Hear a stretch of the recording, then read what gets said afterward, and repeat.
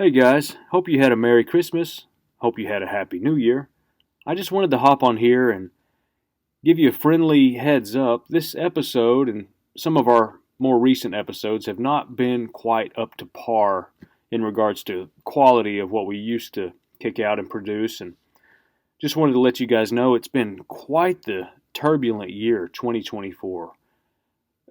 Just a variety of changes and shifts and loss. Even some gain in opportunity, though. It's been a crazy year. And so that is sort of my explanation for our drop in quality. But with the year being so turbulent and crazy and difficult, has also come the opportunity to really sink our roots in and practice what we believe, practice faith, move forward regardless of some of the hits that we take, and really clinging to what the Lord gives us and what's on our hearts. And so that's what this is right now. That's the way that we are operating. Is we're just going to keep kicking out episodes as much as we possibly can. But I do want to let you all know that we have acquired some studio equipment, and we are on a bit of a comeback. And I think we should be back to where we are in the very near future, sooner than later. So I want to thank all of our listeners. Thank you guys for persisting with us. Thank you for your patience. Thank you for hanging out with us every single week. Every single time that we drop an episode. We value each and every one of you. Thank you so much, and we hope you enjoy this episode of the Ancient Way podcast. Thank you.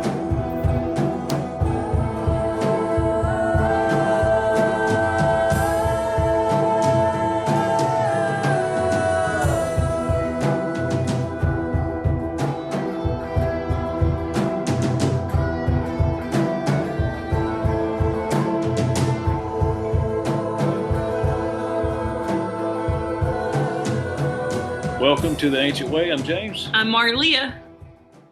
We've got just in time for the holidays. Perfect timing. Dr. Judd Burton. We're honored to have him back once again here at the tail end of 2020. It's 4, is it 5? It's definitely 2024. It's been quite a year. Dr. Judd, welcome back. Always a pleasure to have you. Always fun to be on. Thank you. Cool. Well, prior to hitting record, we had some heavy metal conversations, some Christmas conversations. One thing on Facebook, I rarely do I hit like on posts, and extremely rarely do I comment on posts. But you made a post, I guess, a week or so ago about all the new horror movies coming out soon, and yeah, I'm absolutely psyched for Nosferatu. Oh, it's like it's my Christmas horror movie list, come to fruition. Yes. Of course, Nosferatu. I was a fan of the silent movie that F.W. Murnau, put out that is 102 years old. I know this year. Holy crap! And it's so fortunate that it survived too, because they were supposed to burn all the copies of it. That's the one you were telling me about. Yeah. Oh yeah. And we've got a werewolf movie with Frank Grillo, yes, who was in the Marvel movies, and finally, Guillermo del Toro is adapting Frankenstein, which has been like his dream project. That's right. Yeah, that's cool. What a time! Yeah. Have you ever seen this? Is one of my favorite horror movies of all time. Nosferatu the Vampire. Mm-hmm. Have you seen that one? Klaus Kinski is. Yes, Klaus Kinski. Yeah, I was about to say. Yeah. I don't really know why, but that is just one of my most all-time favorites. It was an interesting iteration of. Of course, I'm a fan of basically anything that the old Hammer Studios. Oh yeah. Put out. They did all the Christopher Lee. Yeah. Dracula movies, and I think in fact, I know Klaus Kinski played Renfield in the first one, I think. Yeah, in Count Dracula. Yeah. Mm-hmm. Yeah. Anyways. Yeah, we could easily geek out on that, but we could go in that direction for sure.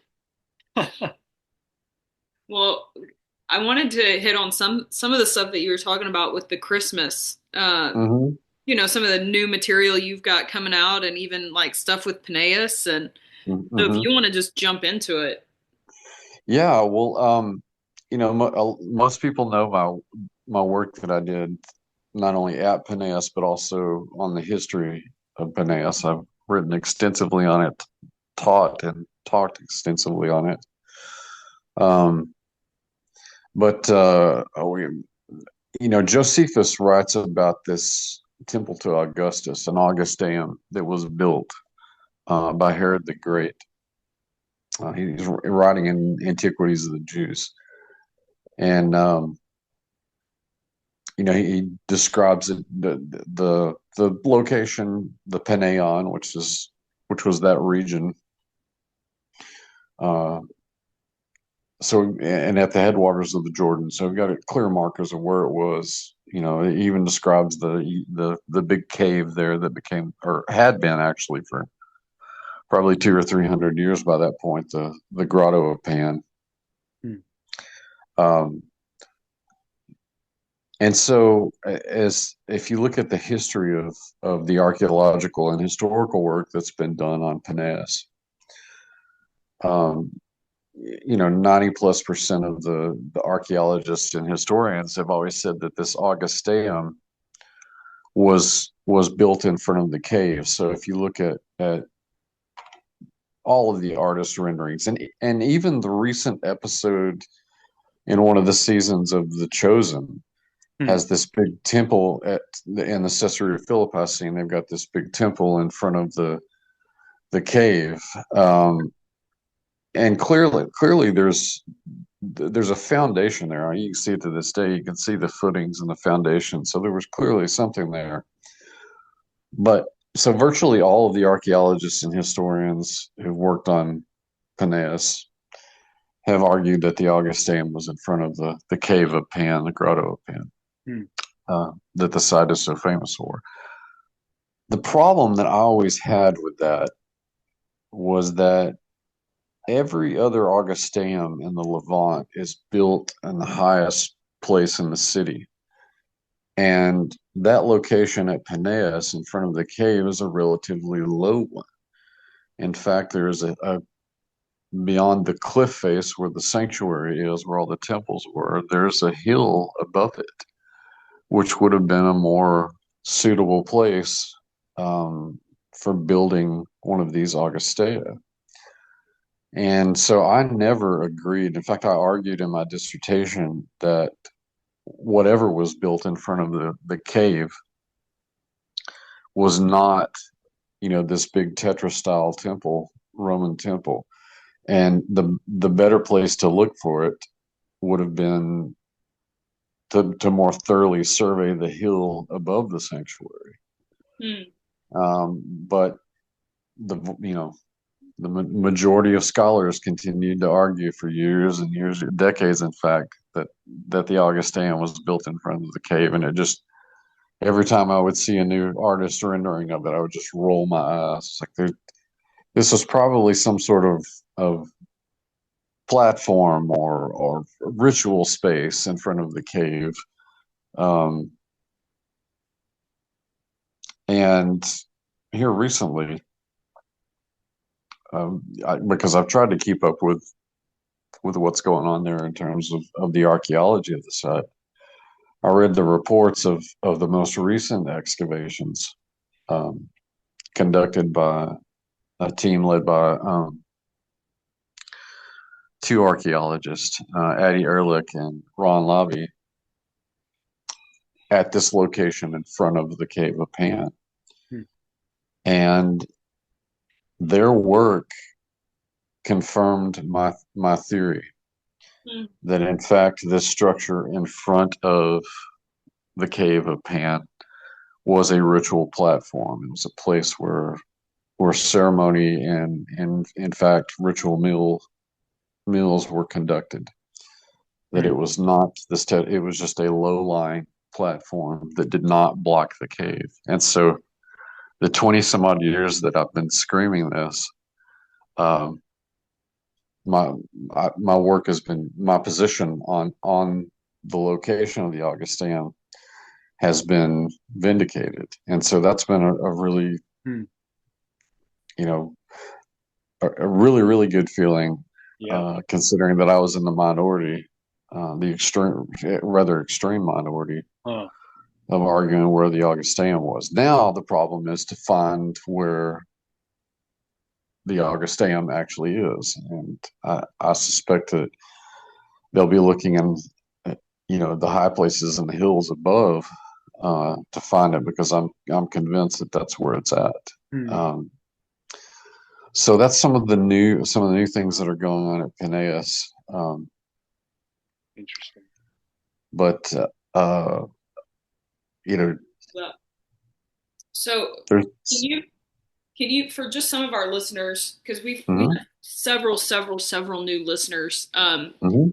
can you give like a, I don't know, maybe like a 2-3 minute synopsis of like the value of that, like just Yeah, this The and the, significance. yeah, the significance of it and how that interplays into everything, and anybody who well, might not be familiar. yeah, the the New Testament name. See, this biblical students will know this as Caesarea Philippi, Mhm. which is referenced in Matthew chapter 16 and Mark chapter 8, and by implication in Luke. Um, and this is a place where Jesus establishes the church, and um, basically gives the church its marching orders. It's at the foot of Mount Hermon, which is significant to the Genesis 6 Mhm. material. So Jesus is firing a shot over the bow of the enemy, in this, at the side. And of course, several weeks later, he returns to Jerusalem where he's crucified. So this is kind of the pivotal point of no return, not just physically, but also, cosmically. Hmm. All of this stuff is happening at Caesarea Philippi. So it's um, Phineas is the old Greek name for the site. It had actually been used probably since prehistory as a kind of shrine site by the parade of cultures that existed before, um, the Natufians, the Neolithic peoples in the Levant, the Amorites, the Phoenicians, the Canaanite peoples that lived there. Um, and then when the Greeks and the Romans get there, they're also using it. And the Greeks identified this cave as the haunt of Pan. And I've made the I made the argument that the story of Pan actually begins here and not in Greece, like so many of the myths do, Hmm. uh, in the Near East, that orientalizing influence on the Greek world from the Levant. Uh, so the the Augusteum is an important, or eliminating the possibility that the Augusteum was in front of the cave by virtue of the archaeological evidence is important, because this gives us more context, to the story that, Jesus is if he's making these statements in front of the cave, and I think there's a good possibility for that, then you don't have this Augusteum in the way of the visuals. Hmm. But it's an important story, not only in the location of the Augusteum, but in the larger mission of Jesus, because this gives us, it's part of the cultural context in which Jesus is making all of these statements. Especially if it's like, if it's a table, like if it's the ritual table where people were partaking of meals, to Hmm. me, it's so much more significant, because that reminds me of like the communion table or like the Last Supper. It's like, hey, Sure. I'm actually replacing this narrative, like the place that you would gather under this Hmm. entity. Hmm. Hmm. You know, it's like, hey, I'm trumping that one. And Yeah, and it's hard. In Luke, it's chapter 22. So the Last Supper. It's hard because that imagery would have been fresh on the Hmm. minds of the disciples. Um, so I'm convinced that there's probably not a second of Jesus's ministry when their minds weren't blown, but I think those last few weeks, especially, Totally. uh, were poignant. Yeah. And, if you look, Jesus did everything with such intention. Yeah. So Mhm, even like it would make sense that there was a table there and not the temple. It mhm, makes sense just in who he is and how strategic he played every move. mhm. Yeah. That there would be a Yeah. temple more on the high place, on the mountain that he came to displace. Yeah. Yes, that's true. And again, the Um, precedent for building those, you have to remember that Herod's domain was a vassal state. He was basically a vassal king of Rome, so he did all this pandering to Caesar Augustus. mhm. So any of those that were built, they were built on high locations so that um, everybody knew who was ultimately in charge. Yeah. Hmm. Yeah, I love that. What a cool vindication and what a cool timing of Yeah, that. it's been a lot of fun. And a shout out to um, Addie Ehrlich and Ron Lavi, their team for the good work, good solid work that they've been doing. Just phenomenal. I love Yeah. that. It's cool. Well, you want to dive into some Christmas stuff? We can dive into Christmas stuff. I've got speaking of Josephus, one of the things that I've been asked to talk about a lot lately are historical sources for Jesus. Yeah. Mm-hmm. The actual historical evidence that we have. Yeah. Um, and there's quite a bit, like let's let's say um, let's say that we compare the amount of historical sources that we have to Augustus. We've been talking about this Augusteum, this temple to Caesar Augustus that had been built throughout the Levant in ancient Israel.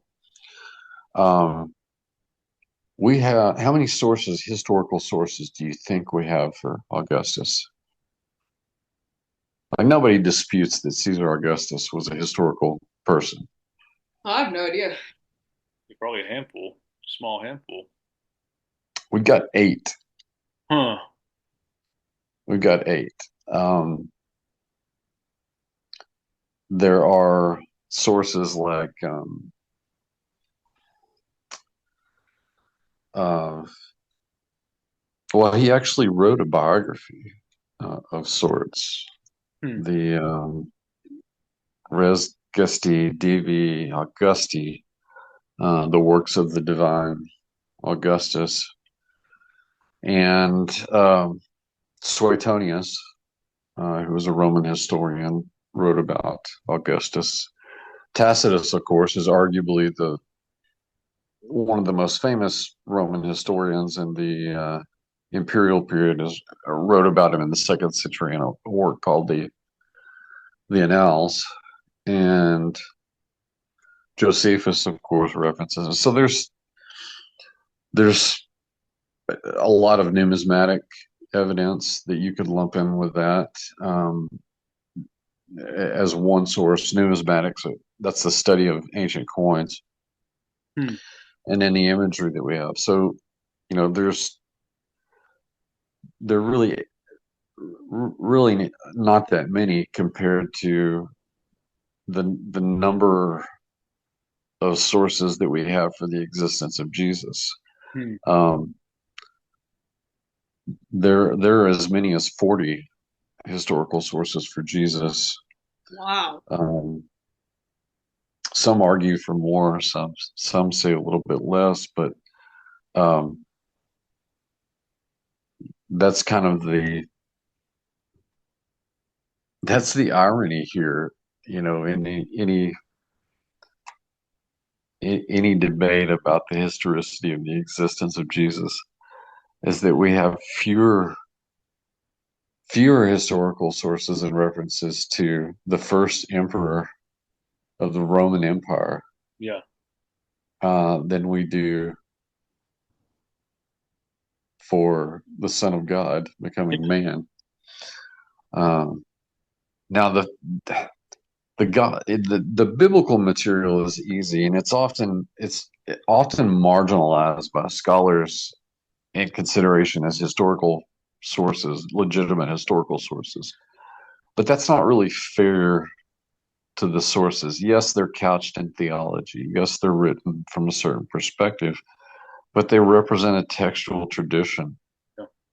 that references Jesus in some cases eyewitness accounts. Yeah. Um, so the Gospels and in fact the letters, the epistles that are written referencing Jesus Hmm. count as valid historical sources. Yeah. Um, because and these are the most proximate sources Hmm. in terms of temporal distance. So we're still talking, although arguably the authorship, sort of spills into the end of the first century. We're still talking mid to late first century AD documents. Yeah. Um, and again, a couple of those being written by people that actually interacted with and knew Jesus. Yeah. Um, Out of so those 40, out of those 40 accounts, what is one of the more, or those 40 references, what is one of the more like, I mean, intriguing or like exciting ones? I guess accounts of him outside of the The Bible. Gospels. Yeah, outside of the Gospels. um,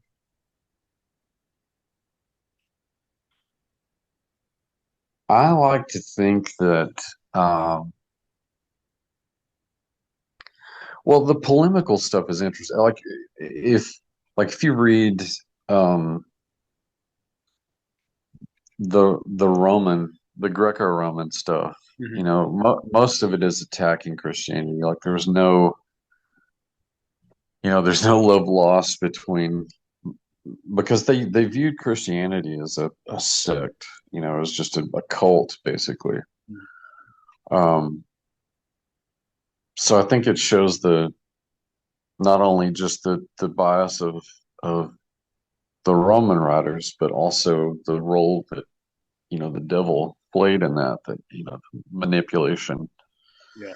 of writers like Tacitus and Suetonius, who also wrote about Jesus. Um, but I think one of the most fascinating sources referencing Jesus are the so-called Mara Serapion letter Hmm. that references the crucifix, not the crucifix, the crucifixion. Um, for the best we can tell, Mara Bar Serapion was a Stoic philosopher that lived in Syria. Um, there's a huge swath of in terms of dating it. Some people will date it as early as about 70, 80.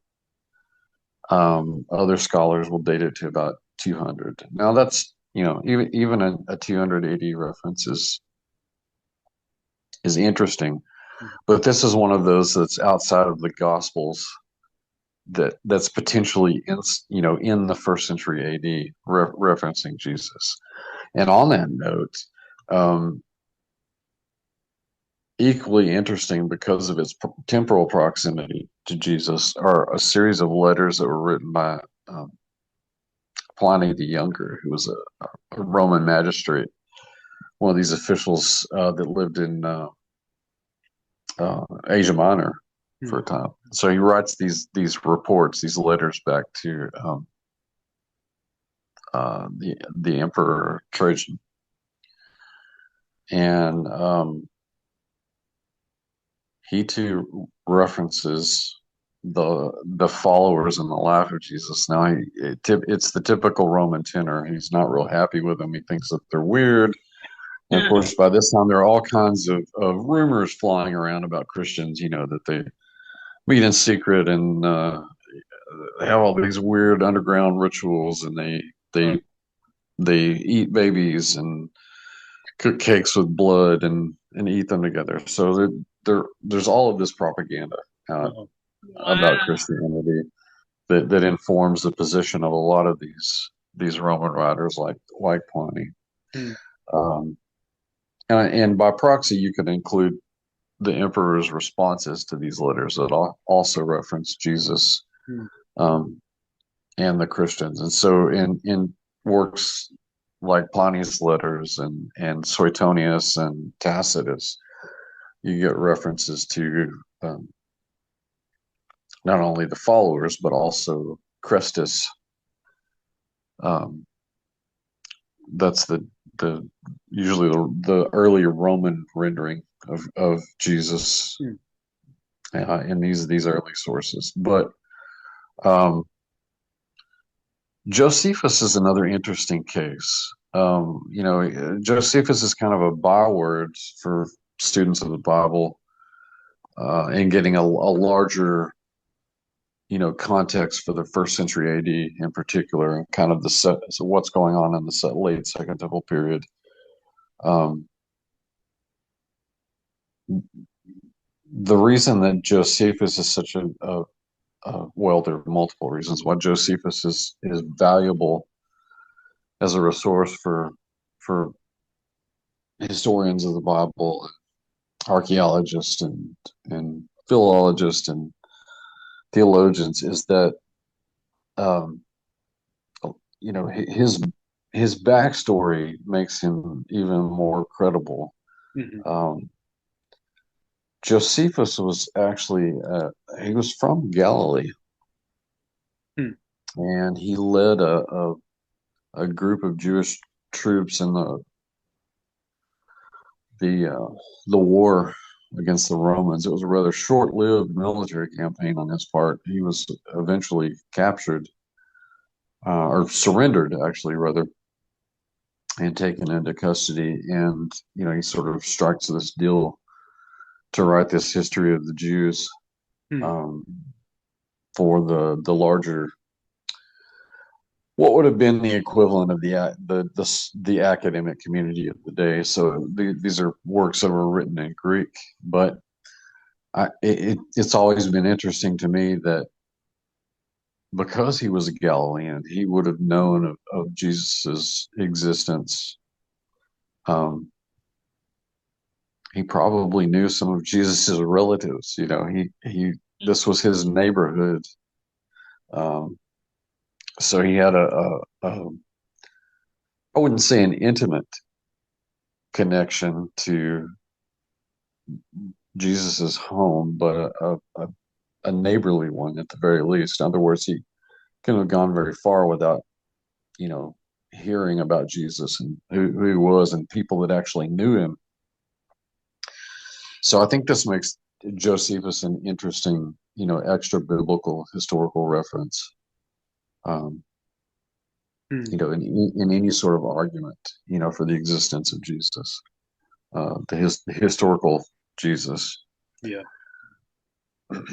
Yeah, that's cool. I love reading those. I love reading that stuff too. It just kind of, I don't know, it reinforces everything, but I don't know.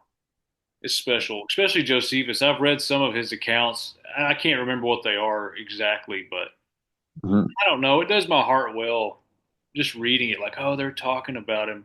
It kind of puts you in that world, and from their perspective of like, even like what you said earlier, like them talking about like Jesus and the Christians. Mhm. It makes me kind of feel and think about like the church back then, like what were they doing in those moments, and Sure. it really helps me like to consider, and I don't know, I really admire them from such a distance, but when they talk Mhm. about them that way, it's kind of like that's our family back there.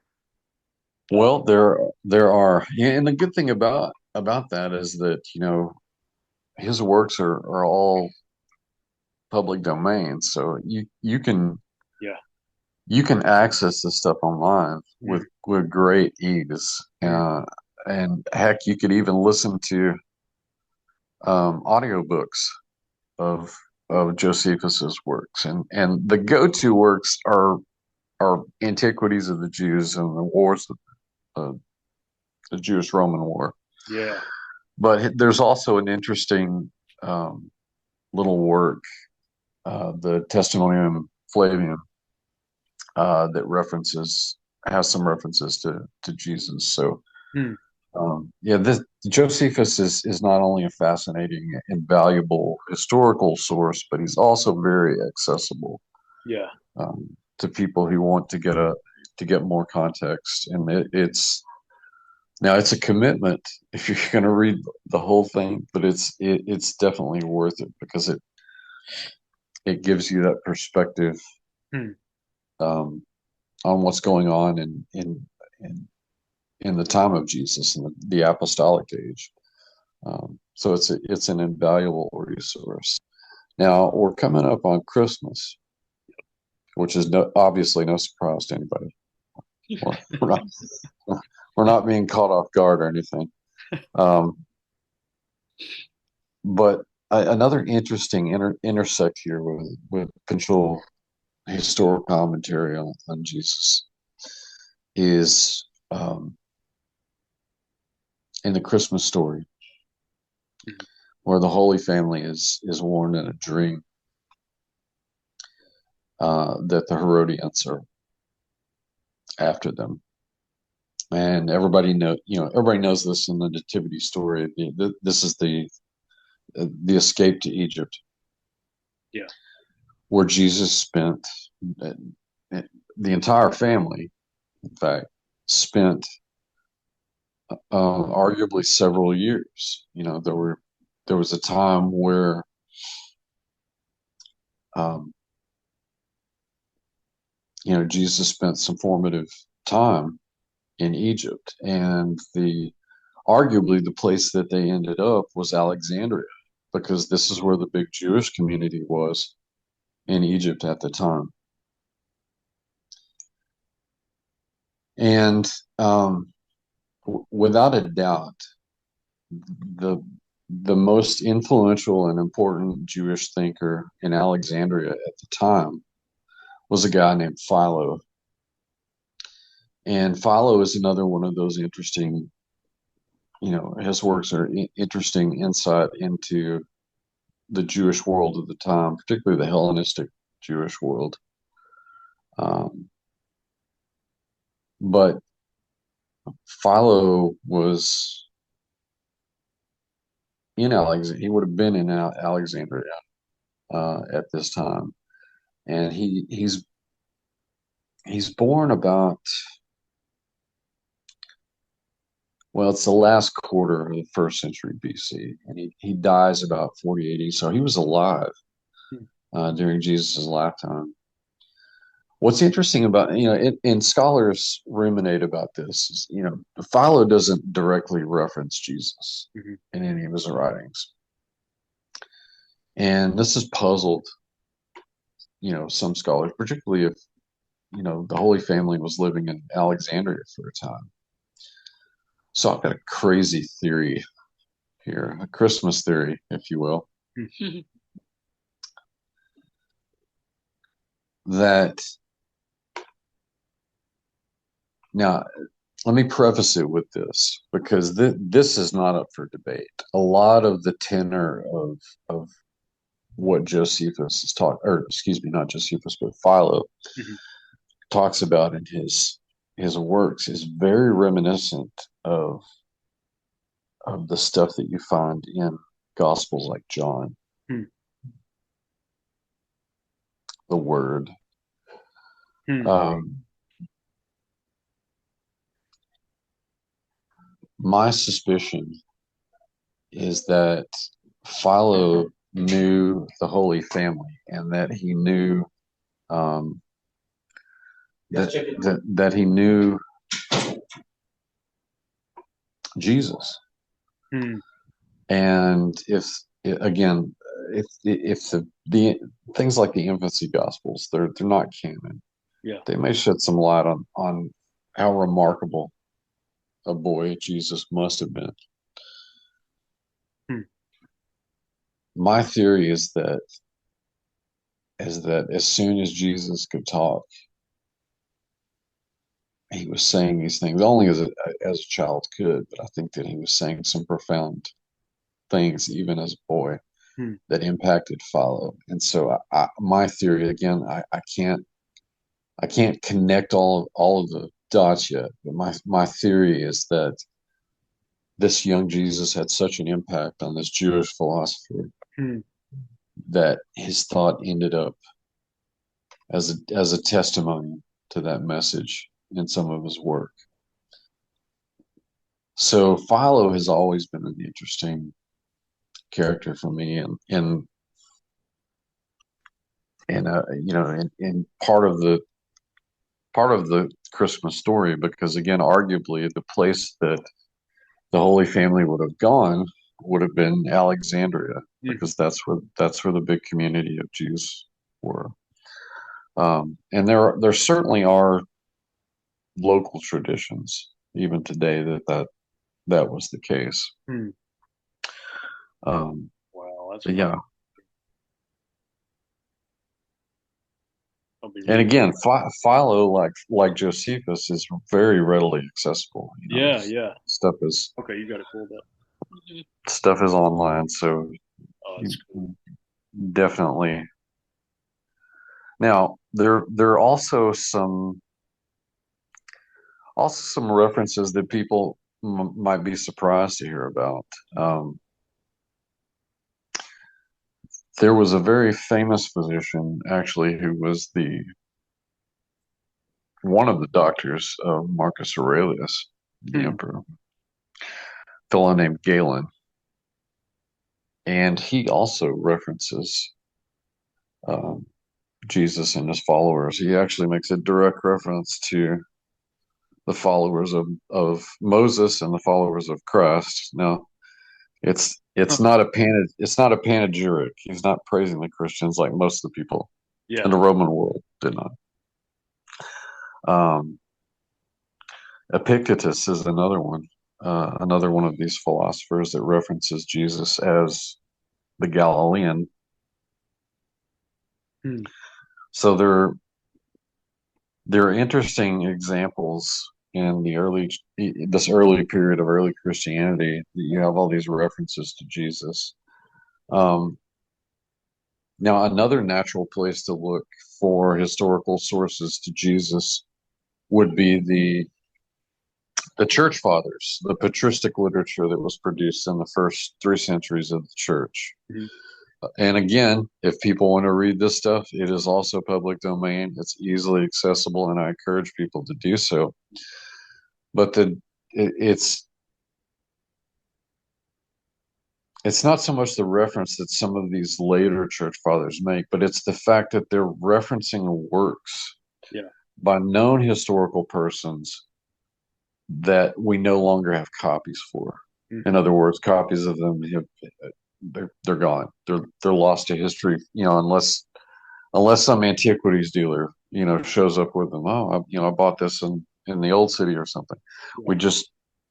We just don't have them. But what we do have are their references um, in works by people like uh, by Tertullian and uh, Eusebius. Eusebius makes reference to a couple of these documents that talk about Jesus. Um, One by and these are all church leaders, Papias and Quadratus, who were early, like first and second century, late first, early second century Christians. Um, so even within patristic literature, we have historical references to Jesus. And Hmm. again, I referenced the infancy gospels a moment ago. There's apocryphal material that makes reference to the existence of Jesus. Now, just not from a faith perspective, but from a scholarly perspective. Again, these are documents that are couched in theology. Some of it is biblically based and orthodox. Other examples would be heretical. So there are plenty of apocryphal Christian gospels that are theologically congruent with what you find in the New Testament. But then you've got something like the Gnostic Gospels, like the Nag Hammadi Library, so named for the location in which these documents were found. Now, these are comparatively late.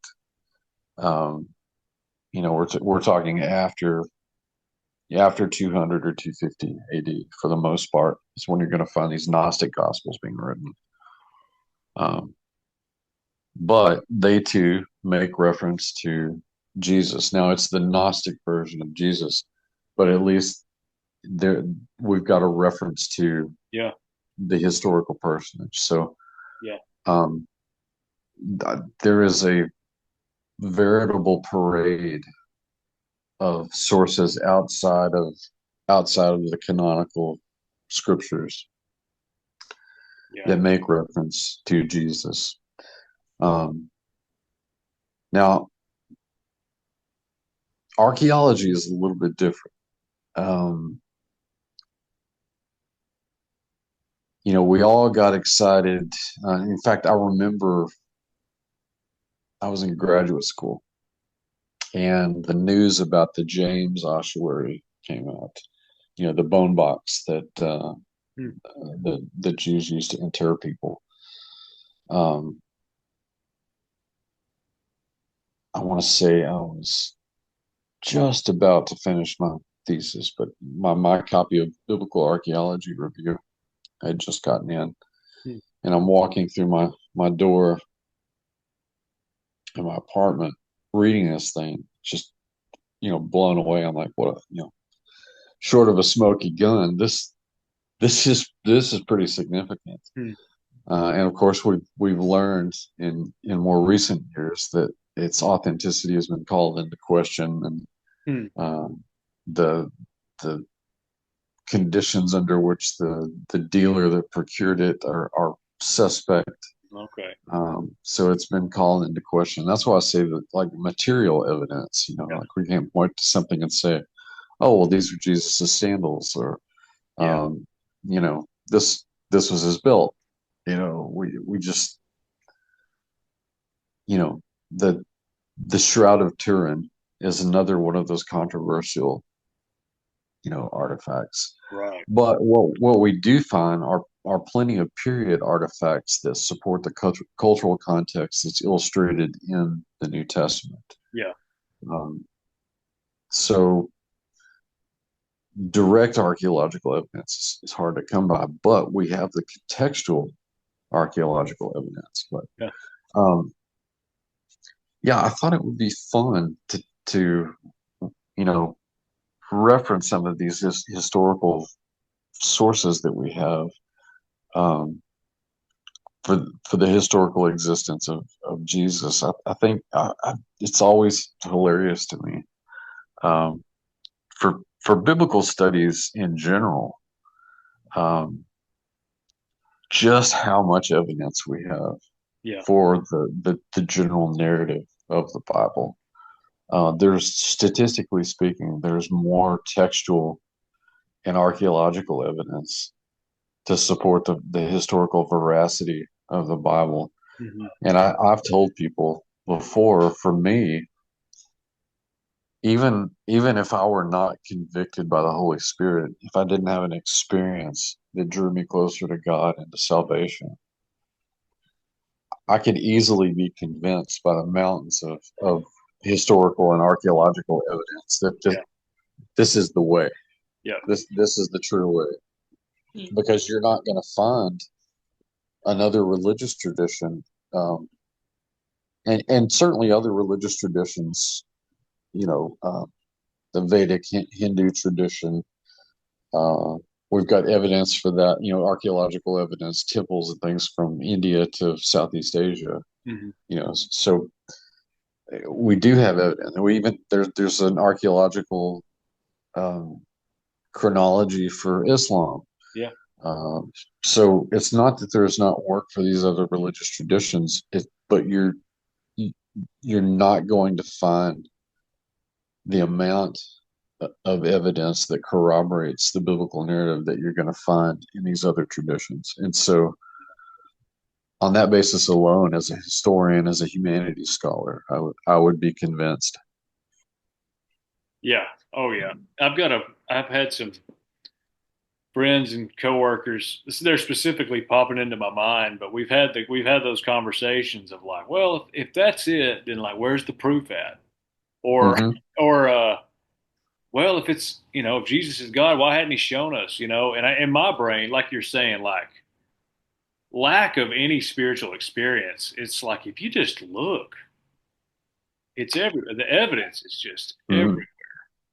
literally everywhere. And like you're saying, it carries like the tradition is like woven in through all these stories and accounts, and it's just like, man, it's really hard not to consider. Like you almost have to, and even watching other podcasts and shows and interviews and stuff, it's like you're trying really hard to not consider it Hmm.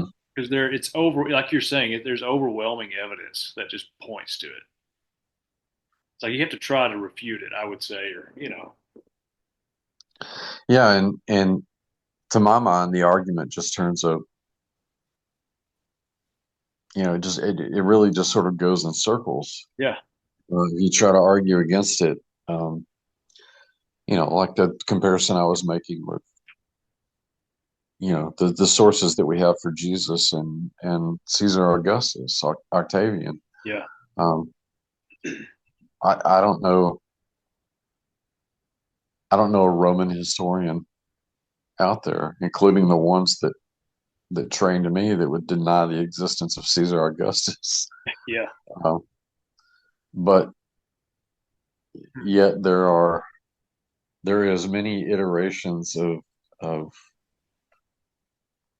Jesus existing or not existing or existing in a form Yeah. that's so far afield. Like we get the New Age Jesus, the ancient aliens Jesus. Yeah. The one that supposedly learned all of his trade in the Himalayas or India or Tibet or someplace like that. Right. Um, Huh. yeah, we saw how that interpretation worked out for Billy Carson here recently. Yeah.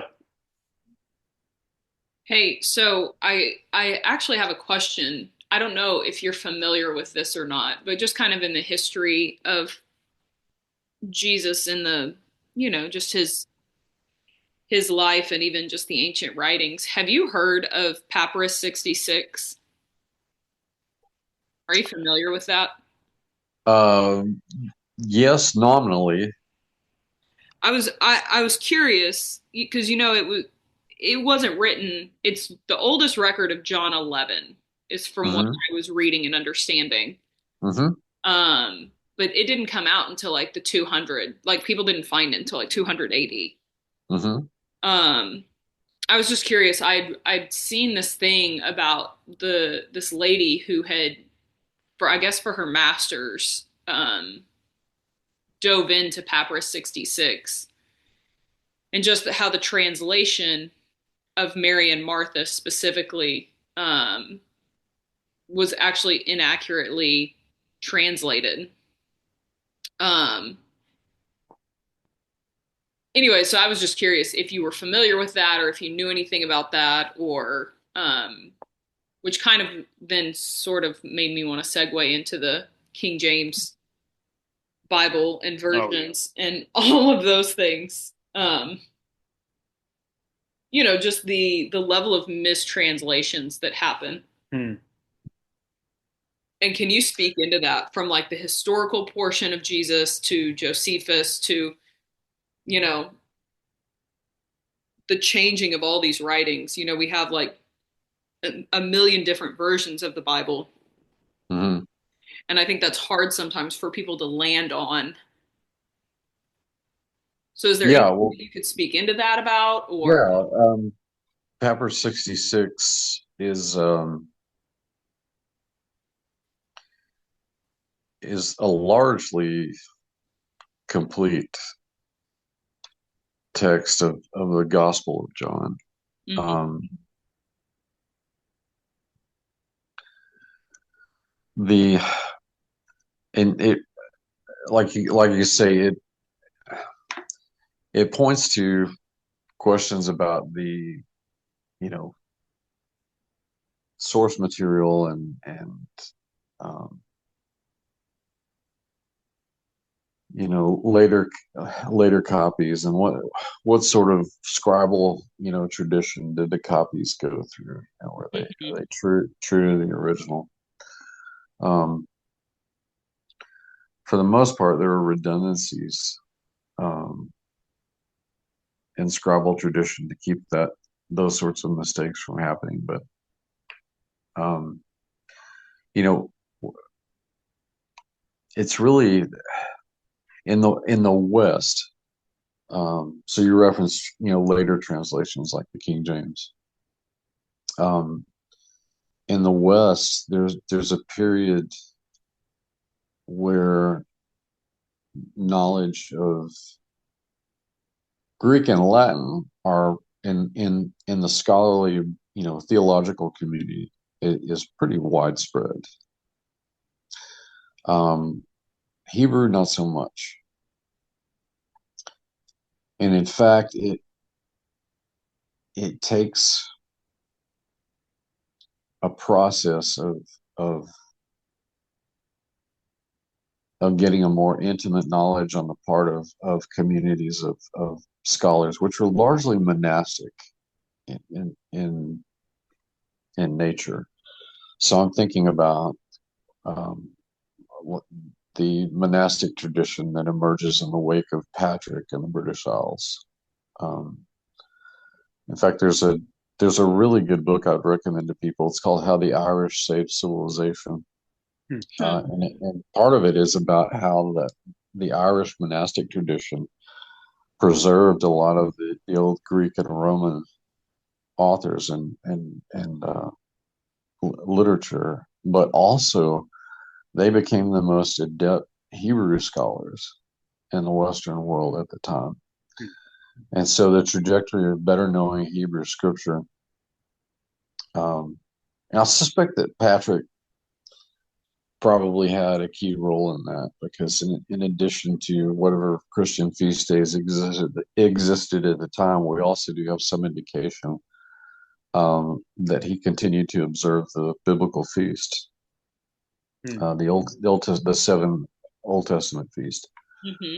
Um, so it really sort of begins there, the reacclimation of understanding Hebrew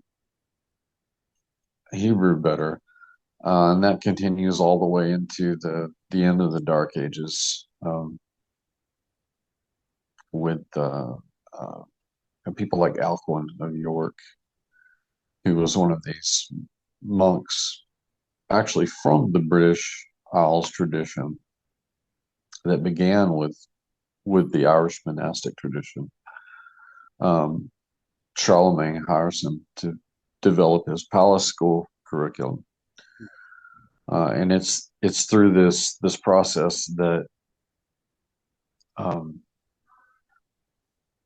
as far as clarifying what was known in the Septuagint, the Greek translation of Hebrew scripture, that they gradually got better at it. But it was still a long, slow, agonizing process.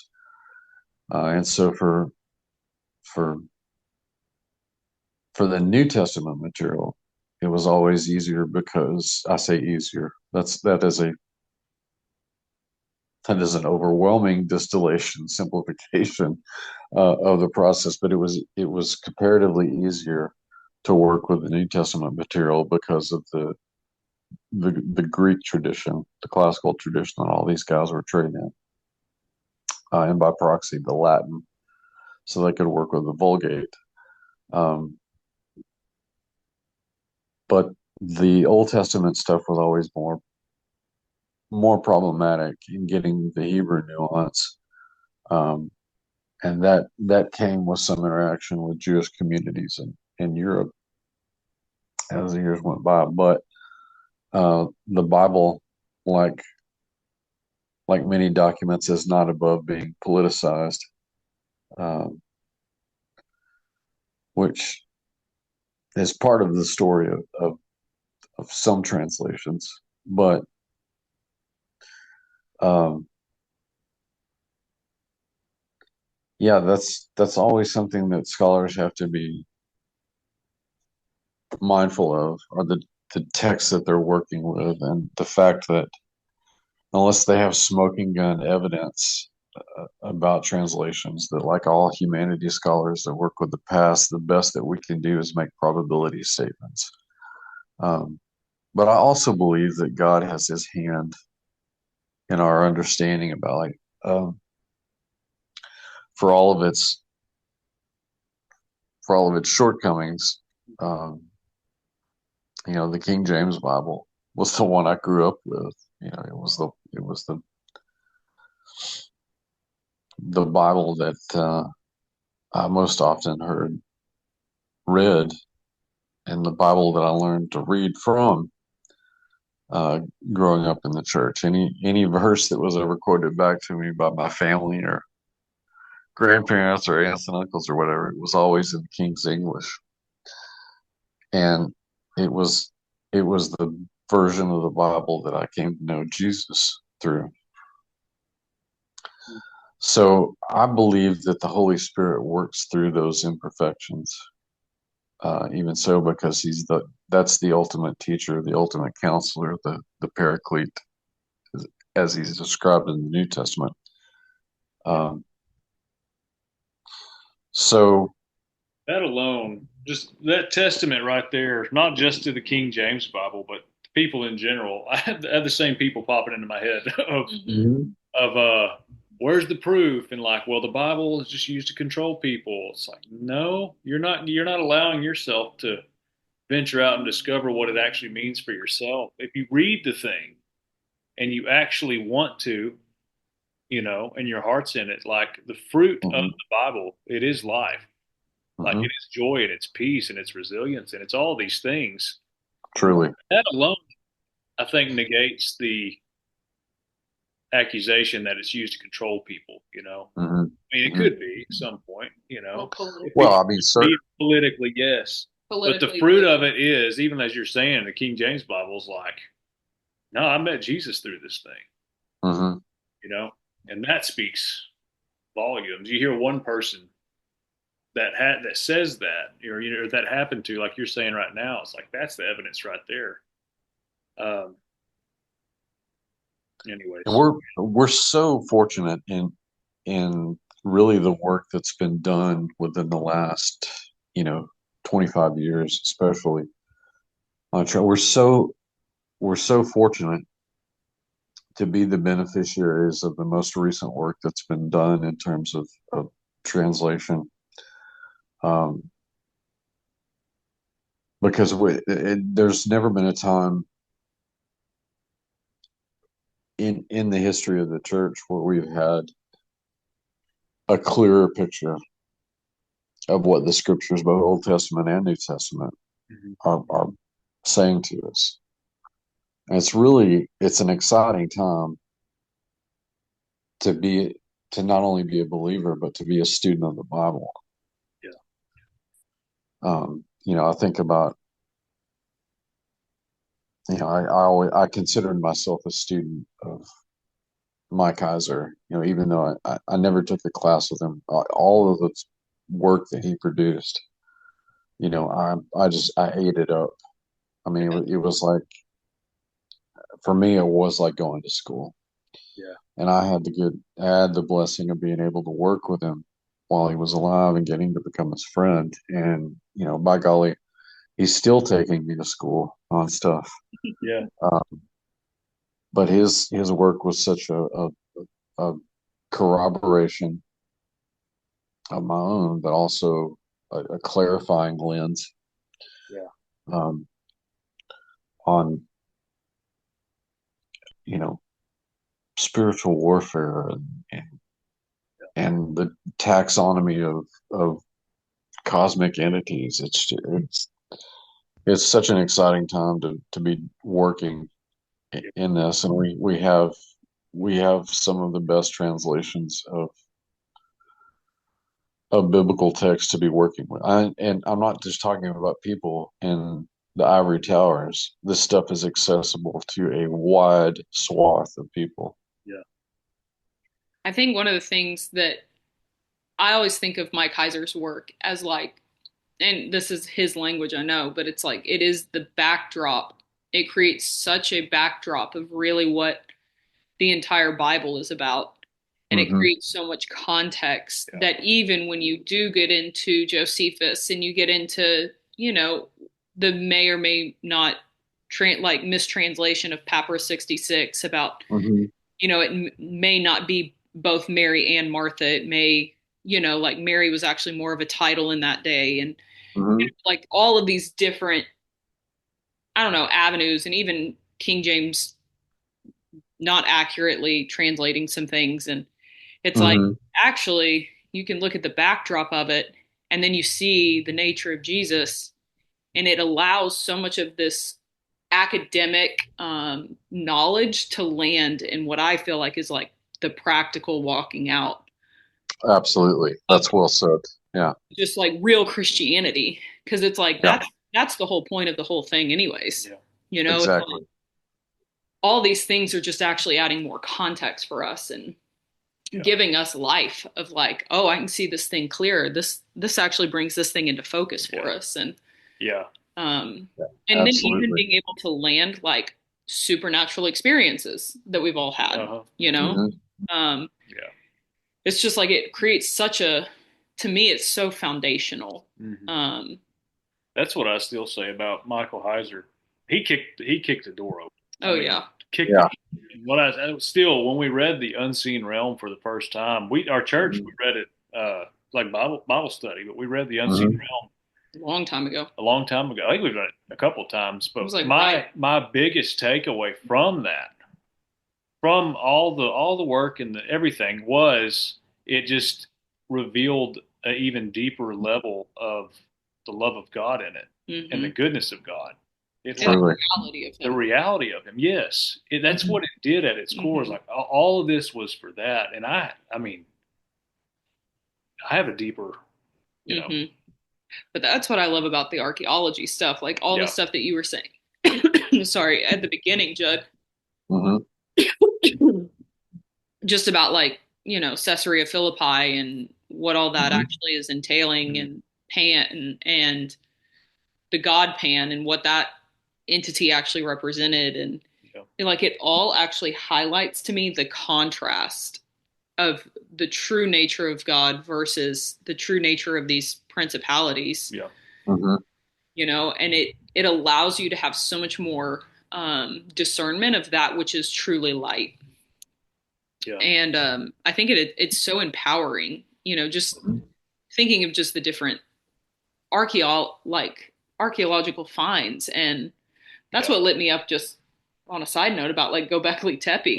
It was just Mm-hmm. like, it's so brilliant. yeah, Well, and we're finding um, more and more uh, of that world, that pre-flood sophisticated civilization that wasn't supposed to exist, but now we know does exist. And it's not just antediluvian quackery. It's real archaeology. Klaus Schmidt devoted the better part of his life to unraveling what was going on at Göbekli Tepe. Um, but um, on the Iron and Myth podcast, we recently reviewed Graham Hancock's second season of Ancient Apocalypse, the Yeah. docuseries that's on. And I read Hancock's Fingerprints of the Gods, and I was still in college, and it had a tremendous impact on me because I realized that these were questions that needed to be asked. He was asking a lot of the right questions. Um, and so, I had my I had my foot in the Orthodox historical training, and then the other foot in the not so Orthodox training. A position, I might add, with which I'm comfortable. I'm perfectly comfortable doing that. Oh yeah. But Hancock is so close, but he refuses to give supernatural agency to these culture founders and culture bearers that he talks about. But Hmm. what he got right was that there were these sophisticated civilizations before, um, long before Egypt and Samaria and the Indus River Valley. Um, and now he's, to a degree, he's vindicated. And I think this is the pre-flood world. It happens before a major cataclysm that draws the last ice age to an end. Um, and to my mind, um, his commentary on everything the Bible says about the pre-flood world. I think the flood that we're looking at happens during the Younger Dryas Hmm. event. Um, but yeah, it's not just it's ancient Anatolia, prehistoric Anatolia, Turkey is a treasure trove right now because it's not just Göbekli Tepe, it's Novali Chari, it's Şanlıurfa, it's Karahan Tepe, it's that entire eastern portion Hmm. of Turkey that's revealing its secrets to us right now. But even in other countries, in some cases, this stuff has been looking us in the face for decades, like uh, Hmm. Natufian phase Jericho that dates back to about 9000 BC. Um, Tel Kermal in Syria, Çatalhöyük, also in Turkey. And some of this stuff is underwater now. There's a site in the Straits of Malta, um, an entire megalithic city, basically, under 400 feet underwater, which would have been above water during, before the last ice age. Um, the stuff that they're finding in South America now from sites in Brazil, and some of them have been covered up by the Amazon for God knows how long. Colombia, Ecuador. Even Um, Easter Island and things that are happening in the Americas. Absolutely, absolutely. There's certainly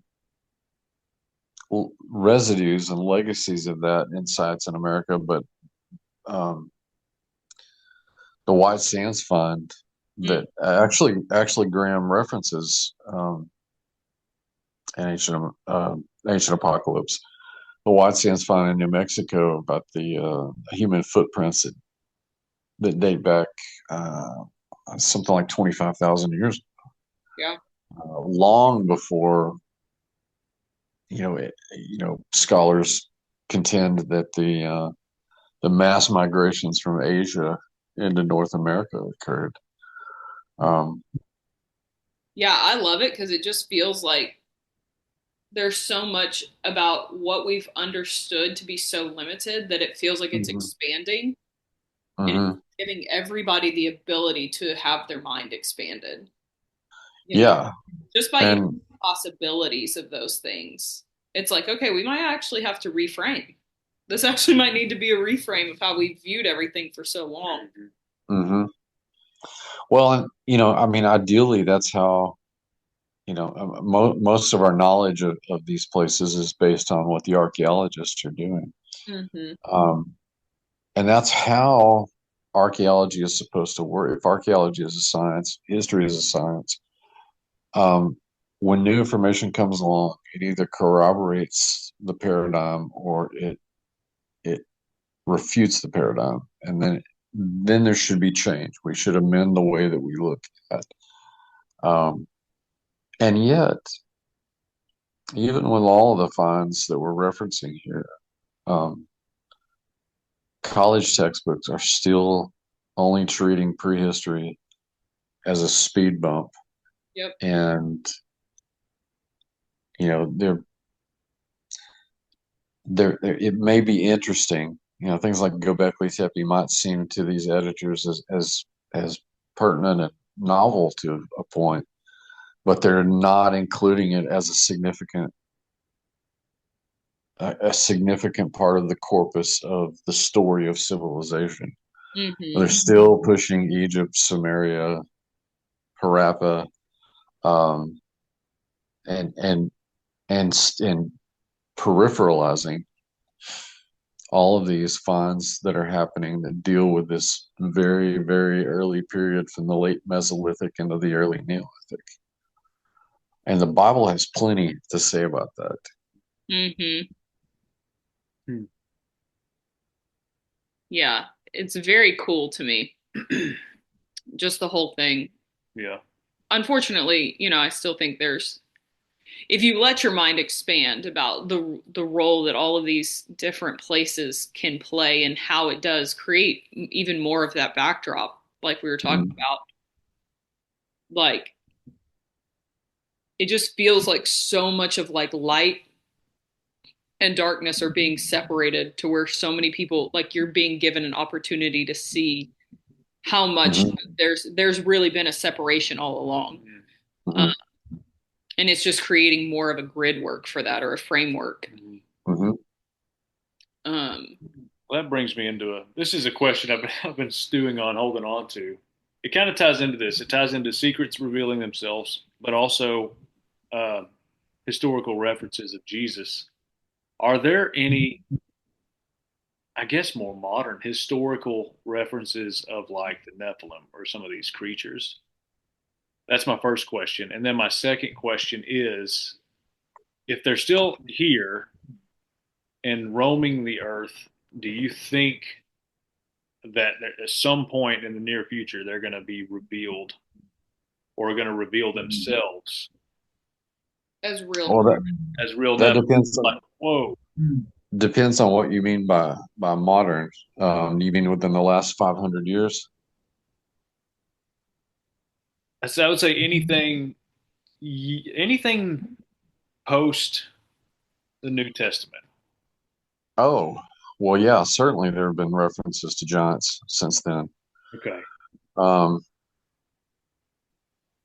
there were Greek and Roman writers that reference their encounters with giants in the Germanic and Celtic lands. Um, yeah, there was even a Roman emperor who was from Thrace, Maximianus Thrax, who was quite tall. He was over 8 feet tall. Hmm. Um, but certainly, one of the things I wrote about in Interview with a Giant was this diaspora that takes place at the end of the Iron Age, when David and Goliath square off. Uh, Seems like there's a movement of the remnant tribes of giants into other parts of the world. And what do? Well, big shock. They go to places where they can manipulate culture. hmm. So they go to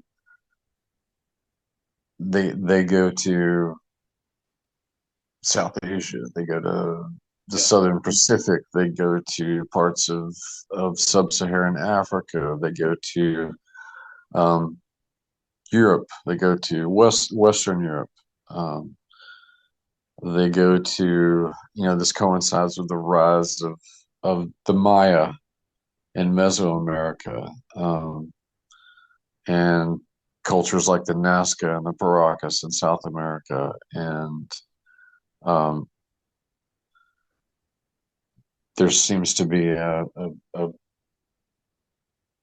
this is when you start to see cities in these different cultures begin to start to crop up. Hmm. And a lot of these cultures remember these Nephilim these giants as their progenitors, as their the founders of their culture. Mhm. And they must have had very distinctive looks because most of those cultures commemorated those kings by emulating the way that they looked, whether that was in dress or in actually changing their physiology, Mhm. uh, like the cradle boarding that we see around the world. Yeah. Um, the the Paracas people in South America and Peru practiced cranial deformation because they were emulating Mm. the Hmm. way that their first kings Yeah. looked. Um, and by the time you get to the let's say the age of exploration, the great world imperial period from the 1400s into the 1700s, there are plenty of accounts of explorers running into pockets of giants around the world. Um, so yeah, there are certainly modern references, even in recent centuries, decades, and years. There have been uh, references to either giant finds or uh, actually encountering living giants. Yeah. Do Yeah. you? Um, The giant of is it the giant of Kandahar story? That's the one yeah, that's in my mind right now. Is I mean that's I guess it's not so recent anymore, but that was a interesting one. certainly, Other, certainly, yeah. and airlifting giants out of the ancient Near East Yeah. that were found in our recent wars over there. Huh. Um, there are accounts of people um, seeing giants in island remote. These are remote areas. We're talking about deserts and mountain ranges and isolated islands in the Pacific. Yeah. Um, so there's even if just a few of these accounts are correct, that's all it takes. Yeah. That so Or it seems to me that we're either at it or in the initial phases of returning to the days of Noah. I mean, right here in Plano, yeah. there's a company called Colossal Biosciences, and I don't know if you guys have read about this, but Mm-mm. um, they're a group of scientists who have proposed to reintroduce a population of mammoth in Siberia, all under the auspices of big surprise climate science, Huh. restoring the planet. The same company, I mean, as if Jurassic Park were not a cautionary tale Right. against such things. Huh. I can hear the voice of Dr. Ian Malcolm right now. Uh, but amongst the other things that they want to do, they actually have plans to do is to create a population of Neanderthals Oh God. and give them cultural and national identity. Um, they've also, you know, this is certainly something that uh, military the military would want to weaponize, Yeah. and so they've also talked about. I'm trying to remember. I'm paraphrasing here, but the wording was something like we reserves the right to under government contracts to create, and this is a direct quote, custom biologics. Wow. Wow. Wow. Hmm. Yeah, and there are plenty of people in the ministry who have testified to the fact that these custom biologics already exist. Um, Huh. Nathan Reynolds is one. His story is fascinating Hmm. when it comes to the kind of monstrosities that Oh wow. they're making now. Yeah. Huh. So I've said for years that when it hits, when those days of Noah return, it's going to be Lord of the Rings meets Terminator weird, and we're pretty Yeah. much right on the threshold. Oh, Yeah, I actually really think so. yeah. Like, I think Yeah. that there's so much. I mean, I have literally always pictured like these orcs coming out. Mhm. Like, I'm not Mhm. kidding. Like these Yeah. hybrid beings, these massive beings that actually like show their face finally. And some, Working in tandem with drones and robots. yeah, Yeah. yeah. It's just like well, because if you think about it, they were so technologically advanced Yeah. um, than we are today, like by far. Look at Mhm. freaking the pyramids. That yeah, I see the whole thing kind of intertwining and actually like showing itself, like finally coming out from the shadows, if you will, Mhm. Mhm. which makes me pumped to be honest. Strangely enough, yeah, it's kind of exciting thing. I mean, just, but it's important. It's the importance of like knowing who you are Yeah. when that happens, because Precisely. that's a grounds for Precisely, and that's the challenge for the church is, yeah, because there are going to be droves of people who are not going to be able to process it. yeah, that will crush. I mean, obliterate paradigms and Yeah. people. If you don't have a foundation, like Yeah. that's grounds for Yeah. No more Netflix, no more internet, no more DoorDash. right. The world the world will change in ways that a lot of people are not ready for it to change. Yeah, But I I feel that there are many people are actually coming to that. Yeah. Really Yeah, I agree. There is a great that we are on the cusp of a great awakening. I truly believe that. yeah. yeah. That's why I get so excited because Well, it's like as much as the Nephilim, I do think they will fully show themselves Hmm. and walk amongst the earth in daylight, if you will. Hmm. I also think that so many people will wake up because of it, yeah. and it will cause them to shake out of their sleep. That's the thing about it is like it's gonna cause a decision to be made with people. It's like, Mm-hmm. okay, this exists. Now you got to really figure it out. You got to know. You got to pick a Yeah, side. Yeah. It's sweet. yeah, but you don't. I mean, that's the beauty about who Jesus really is. It's Yeah, like, dude, all you actually have to do is change your mind like that, yeah, it's true. Hmm. and then you're like, you don't have to like Hyundai Shundai or do No, anything yeah, to like, yeah. It's the important Hmm. thing. yeah. Um, I I'd had a dream.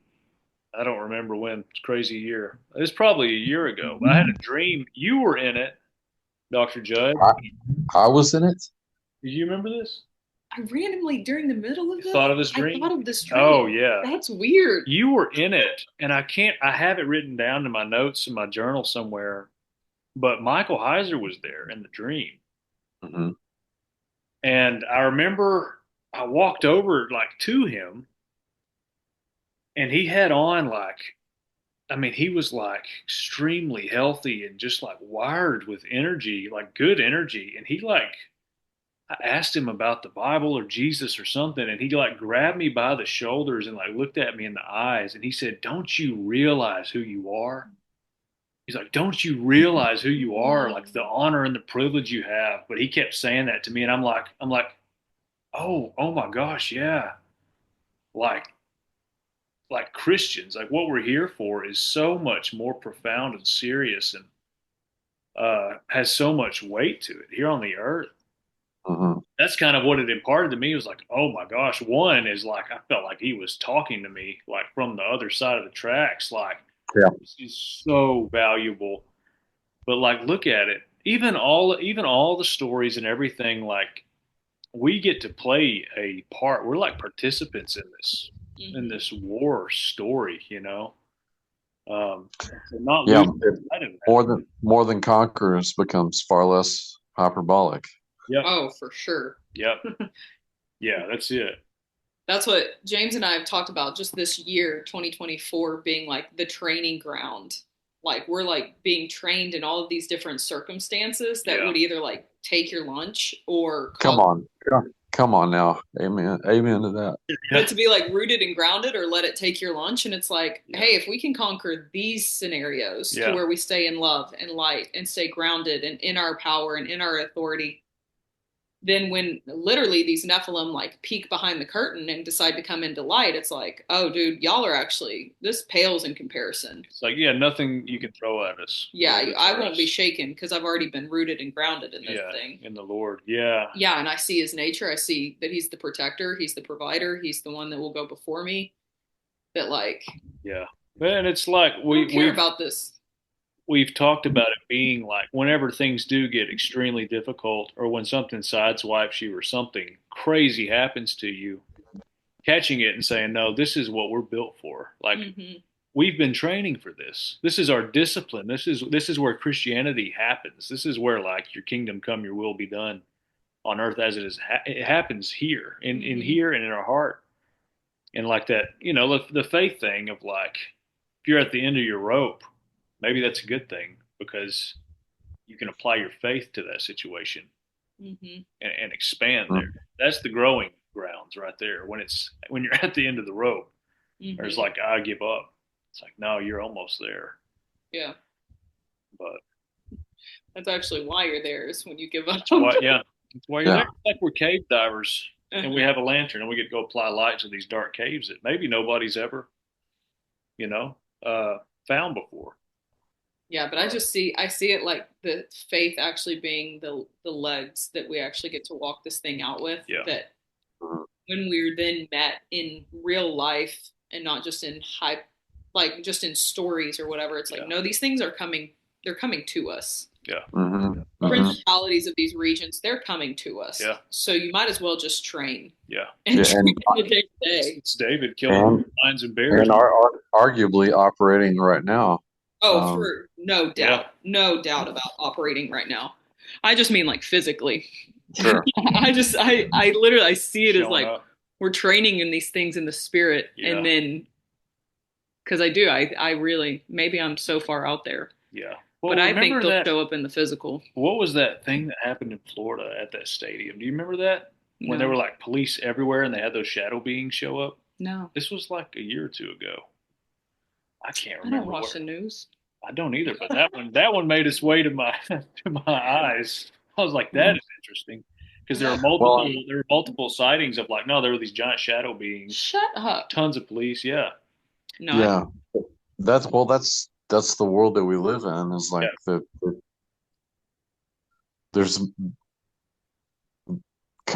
more of this that's being accounted for, coupled by the fact that everybody has a cell phone. Yeah, that's true. And it takes 1 second for news to travel around the world now. Yeah. That's true. But it just, Art Bell, when he was the host of Coast to Coast AM for years and years, he called it the quickening. Yeah. More and more was happening all the time. Yeah. And that we were barreling impossibly towards some sort of end. Now, I don't think he was looking at it through a biblical lens. Yeah. There was no hope attached to it. No hope attached to it, but he could, quantitatively, he could see it. Huh. That's true. I mean, yeah, technology, and everybody's got a cell phone. It's harder to hide anything. Mm-hmm. Yeah, that's the place right there. But that's crazy. Yeah. I had to look it up. I didn't believe James. I'm just kidding. Mm-hmm. I did. Was that trust but verify? Yeah. Yeah. No, I love seeing things for myself. Yeah, that one was an interesting one when it happened, but weird. Yeah. Love that. Yeah. I mean, I hear stories of like in like Papua New Guinea. Mm-hmm. They've got, there's so many Nephilim stories there that like, I guess the tribes, they won't go into the mountains or into the woods or the forest because they take the women and they make them to childbear Nephilim. Well, and consider all the people that go missing in our own national parks in this country. Yeah, that's true. Oh yeah, that's a deep conspiracy that I Yeah. To deeply. quote to quote Shake, to quote Shakespeare, something stinks in Denmark. It's true. Yeah. Yeah. Yeah. Oh, So I this is maybe it's still on topic. I don't know. James and I were talking about werewolves. okay. Hmm. And I know We've we've officially covered everything today. that was the plan. We've missed you. That's why. Yeah. We had to hit every stone. Um, but yeah, I wanted to talk about werewolves and kind of the role that even they kind of play in these different beings, werewolves and the Bigfoot and the like. How do you Mhm. see it playing within the cosmic core? Um, Well, the spirits are at the root of all of those varieties of creatures, as Yeah. I've referenced any number of times, is demonic. But the specific origin, in my estimation, stems from whatever the Watchers did genetically to the animal kingdom, Hmm. because most of these, are hybrid creatures of some sort. Um, the Were creatures are again another one of those perennial types of monsters that you find in the lore all over the planet. Um, Hmm. the well, they're even in our own country. There are right here in Texas. I'm at the northern tip of the Dogman, the Texas Dogman Triangle. Hmm. So from DFW down to San Antonio, Austin, over to Houston, that the Texas Triangle is a hotspot of Dogman sightings. Has been for almost 200 years. Um, there's actually a book called The Texas Dogman Triangle. This will all become relevant when I make my point. Um, but there's also a documentary based on the book. Aaron Deese is the author. He's a really competent researcher. But he gives actually did an interview with um, a ranch owner who encountered one of these dogmen, Hmm. and he said that it could run on all fours, but it could also walk on two legs. Hmm. So seemingly it could alternate when it needed to. And I think when it ran, he said that it ran on four legs. But the part about this story that was most interesting to me was here you have a rancher, avid outdoorsman, hunter, tries to track this thing back to a lair and gets nowhere. He could not Hmm. track it back to a lair, mm, which to me speaks to the supernatural element Yeah. sure. of this. And this is a recurring theme in Dogman stories, not just in Texas, but across the country, is that avid hunters and outdoorsmen can't track this thing back to a lair. And in some cases, they kill people. Yeah. Is that the sorry, I heard this story. There was a guy I was listening to one of his stories and he was saying that he was a hunter. He went out in the woods and there was this being that was speaking to him as a woman, but it Mm-hmm. was telepathically Mm-hmm. and very similar. Walk like would run on all fours, but would walk on two legs, Mm-hmm. but had red eyes Mm-hmm. and but he said his story was he was so afraid, and there was like a good distance between them, but he could see it with his night vision. Mm-hmm. But it was a woman that kept trying to allure him to like just go to sleep. Mm-hmm. And he was like being lured to sleep. But he was like, there was something in me that knew I had to get out of there. Yeah. And I don't know. I don't know if that falls in line with the dog man in the its traits, if you will. Oh, it's just part of the. I mean, it just illustrates the broad spectrum of all the Fortiana that are being recorded and observed. Even to this day, skinwalkers are caught. Yeah. Well, this one, he was like, I knew that she or this entity could smell me from how far. It's like he knew that entity knew he was human just by the scent. Mm-hmm. Huh. But I didn't know, being dog man, like it was, they have great smell. Right. Interesting. I mean, I was just curious.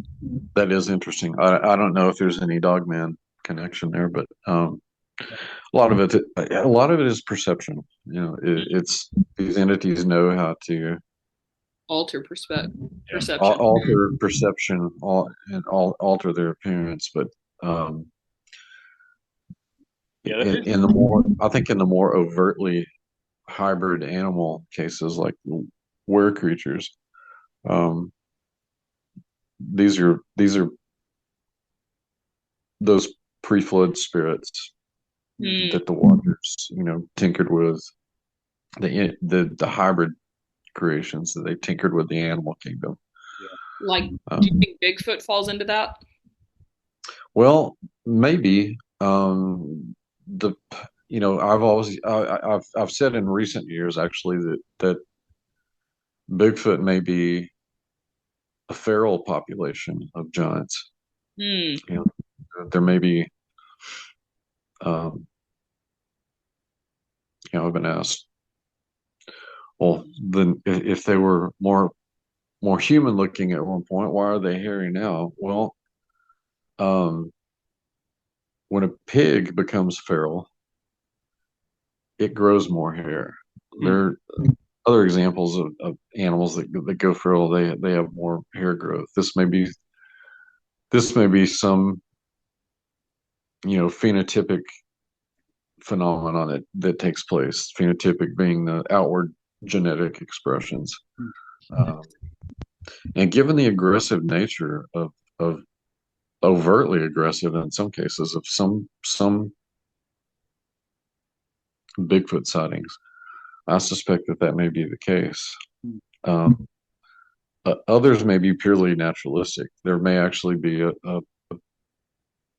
a primate species that can elude that's been eluding quantification, basically. You would expect those kinds of animals to be highly intelligent because they are primates. But there are also too many sightings of Bigfoot, Sasquatch, whatever appellation people want to put on it,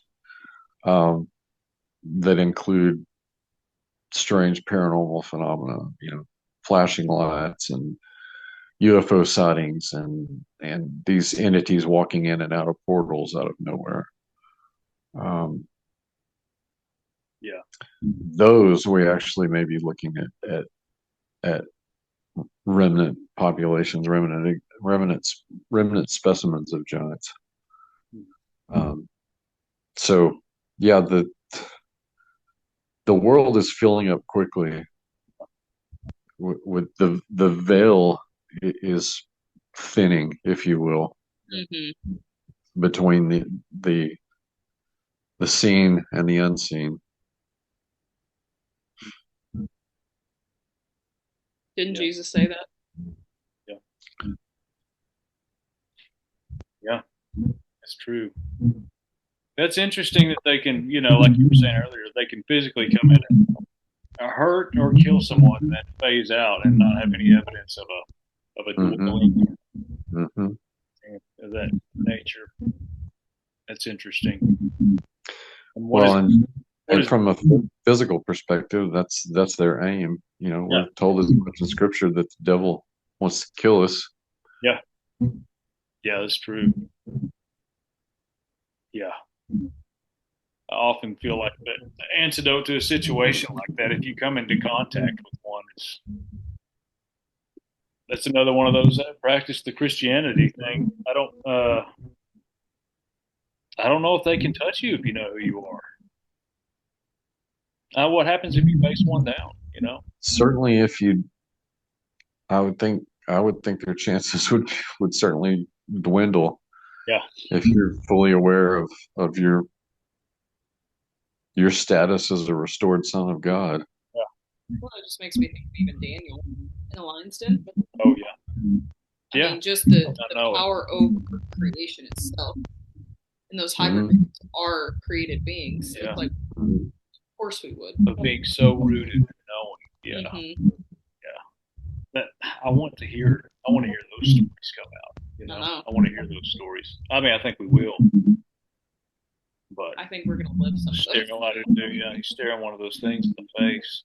I know, Yeah. like dreams. Obviously, we dream like crazy, but in the dreams, when I encounter something like that, Mhm. they can't ever look at me in the eyes.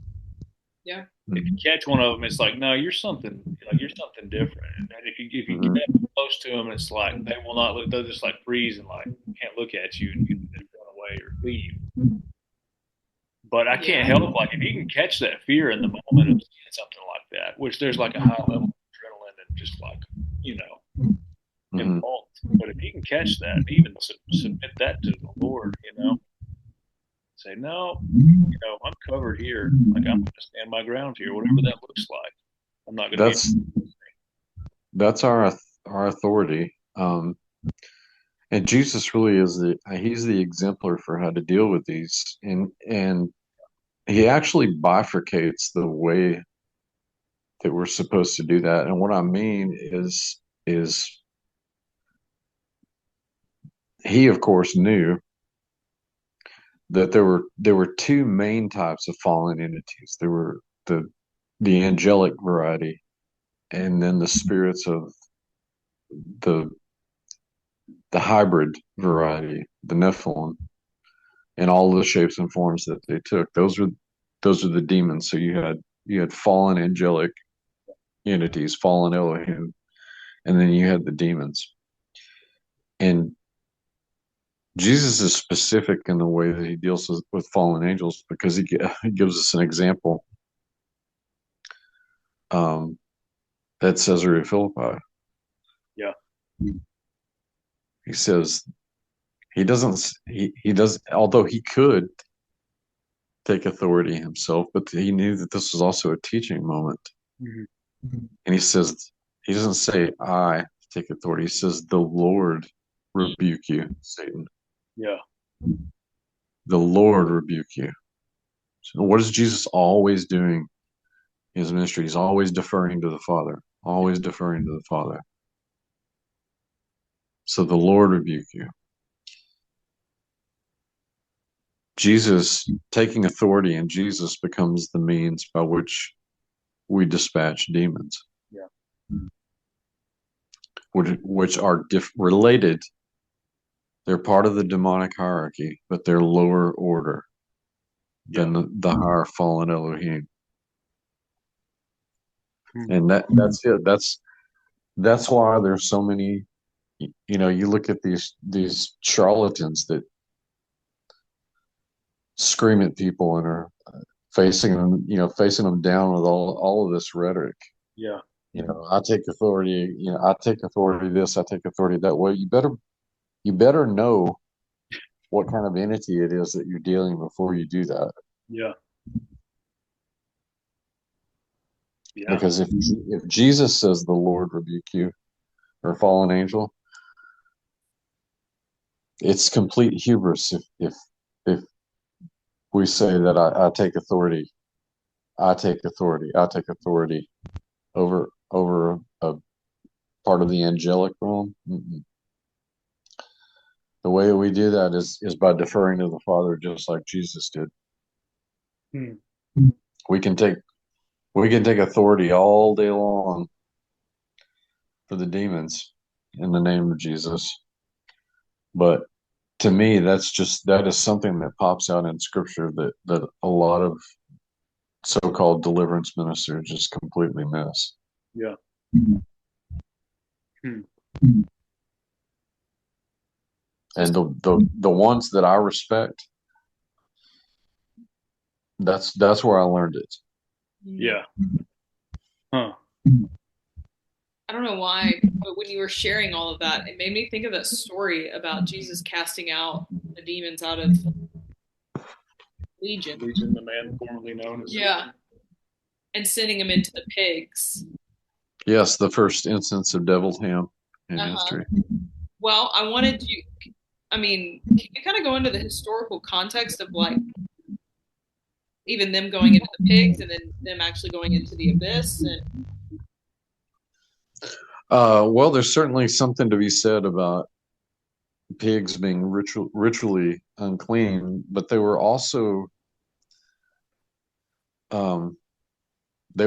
bred specifically as sacrifices for the gods of not just the Phoenicians and the Canaanites, but even the later Greco-Roman culture that moved into the Levant.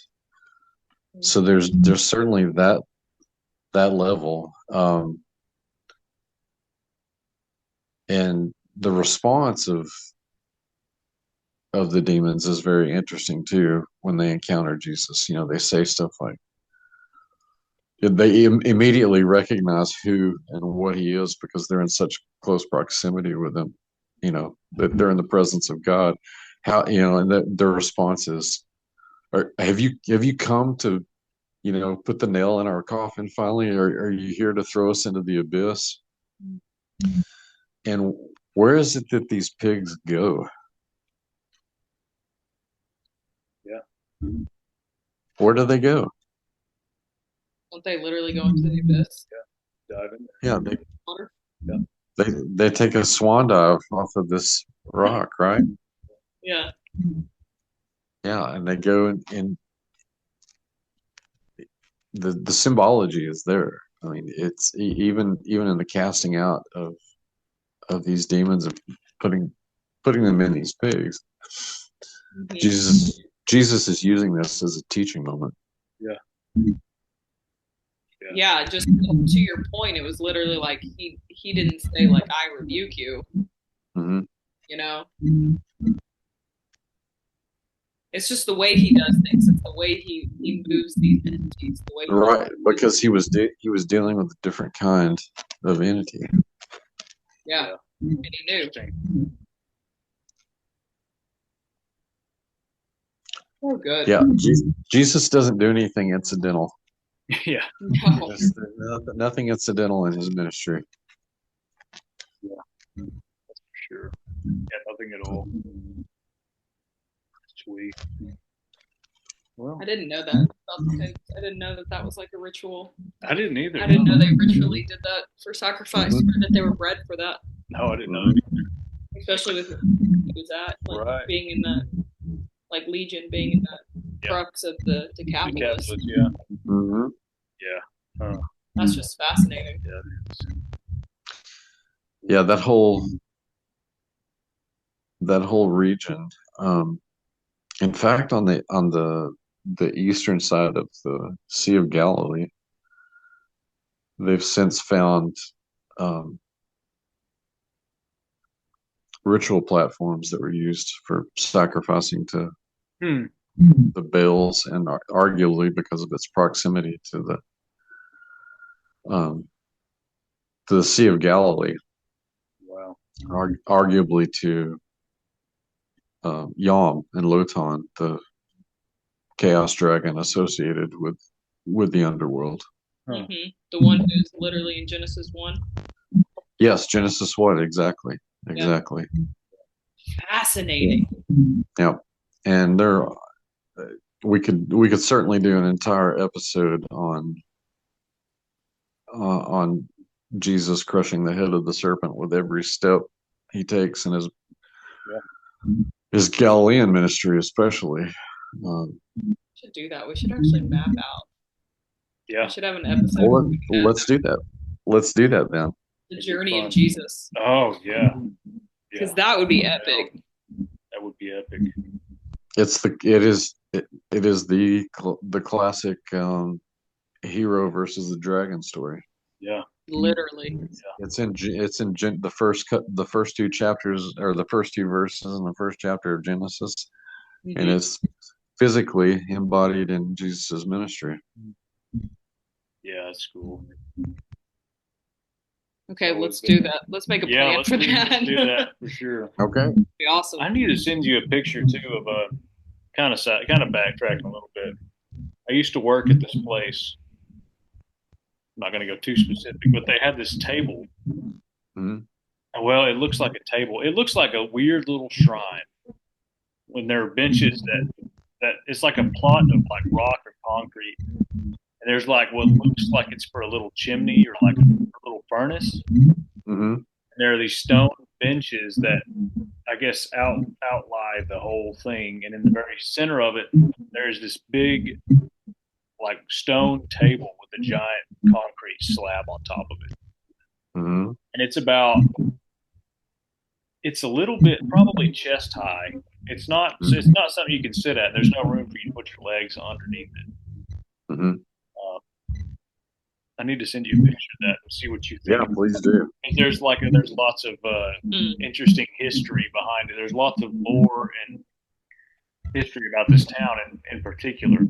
Particularly this structure. I would walk by it every morning and see it and think like, that is the weirdest little structure. It looks like a straight up sacrificial table is what it looks like.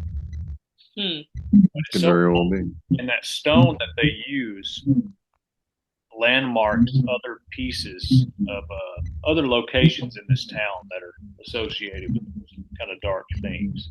Mm-hmm. Anyways, speaking of structures, that one's interesting. And I'm like, this has no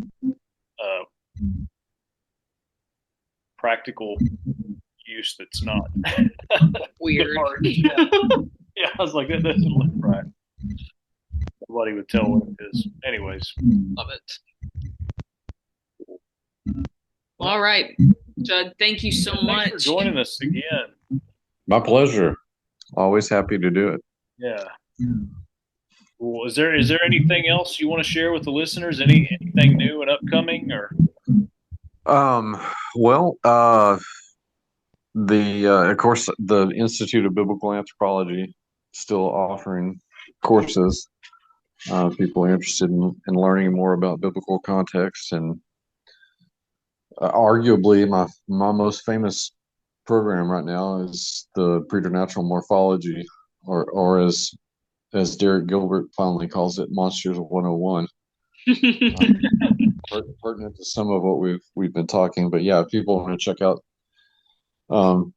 what I'm doing, you could go to burtonbeyond.net and get all the information on books and courses and all that good stuff. Sweet. Love it. Cool. All right. Well, thank you, Judd. We will see you all next time. Yeah. Merry Christmas, everyone. Oh, yeah. Merry Christmas. So turn on Die Hard and Batman Returns. I was just about to say Batman Returns. We just watched it like a week ago. Oh, yeah. It's One funny. of the best Christmas movies. Warms my heart. If you enjoyed this episode of the Ancient Way podcast, drop us a like, share with your friends, share with your family. And if you'd like to support us and what we are doing, and you would like to play a direct role in our growth and things that we do in the future, we have a donation spot at the bottom of our show notes. So you can click on that, give however much you want. We appreciate absolutely everything. We appreciate our listeners. And everybody that's already come alongside and encouraged us, and even everybody that's been on our show. So thanks, guys.